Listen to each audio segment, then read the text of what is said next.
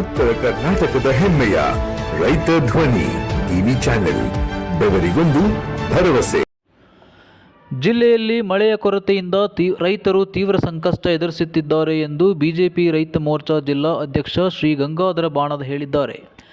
ಹಾವೇರಿ ಜಿಲ್ಲೆಯ ಹಲವು ಭಾಗಗಳಲ್ಲಿ ಸಾಮಾನ್ಯಕ್ಕಿಂತ ಶೇಕಡಾ 44ರಷ್ಟು ಕಡಿಮೆ ಮಳೆಯಾಗಿದ್ದು, ತಕ್ಷಣವೇ ಜಿಲ್ಲೆಯನ್ನು ಬರಪೀಡಿತ ಪ್ರದೇಶವೆಂದು ಘೋಷಿಸಬೇಕು ಎಂದು ಅವರು ಸರ್ಕಾರವನ್ನು ಒತ್ತಾಯಿಸಿದ್ದಾರೆ. ಸರ್ಕಾರ ಕೂಡಲೇ ಬೆಳೆ ಹಾನಿ ಸಮೀಕ್ಷೆ ನಡೆಸಿ ರೈತರಿಗೆ ಪರಿಹಾರ ಬಿಡುಗಡೆ ಮಾಡಬೇಕು.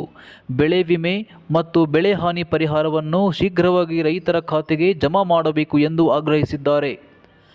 2025-26ನೇ ಸಾಲಿನ ಬೆಳೆ ಸಾಲವನ್ನು ಮನ್ನಾ ಮಾಡಬೇಕು. ರೈತರಿಗೆ ಬಡ್ಡಿ ರಹಿತ ಸಾಲ, ಕುಡಿಯುವ ನೀರು ಮತ್ತು ಜಾನುವಾರುಗಳಿಗೆ ಮೇವು ಸೇರಿದಂತೆ ಅಗತ್ಯ ಸೌಲಭ್ಯಗಳನ್ನು ಒದಗಿಸಬೇಕು ಎಂದು ಅವರು ಒತ್ತಾಯಿಸಿದ್ದಾರೆ. ರೈತರ ಸಂಕಷ್ಟವನ್ನು ಸರ್ಕಾರ ಗಂಭೀರವಾಗಿ ಪರಿಗಣಿಸಿ ತಕ್ಷಣ ಕ್ರಮ ಕೈಗೊಳ್ಳದಿದ್ದರೆ ಬಿಜೆಪಿ ರೈತ ಮೋರ್ಚಾ ನೇತೃತ್ವದಲ್ಲಿ ಉಗ್ರ ಹೋರಾಟ ನಡೆಸಲಾಗುವುದು ಎಂದು ಗಂಗಾಧರ ಬಾಣದ್ ಎಚ್ಚರಿಕೆಯನ್ನು ಸರ್ಕಾರಕ್ಕೆ ನೀಡಿದ್ದಾರೆ.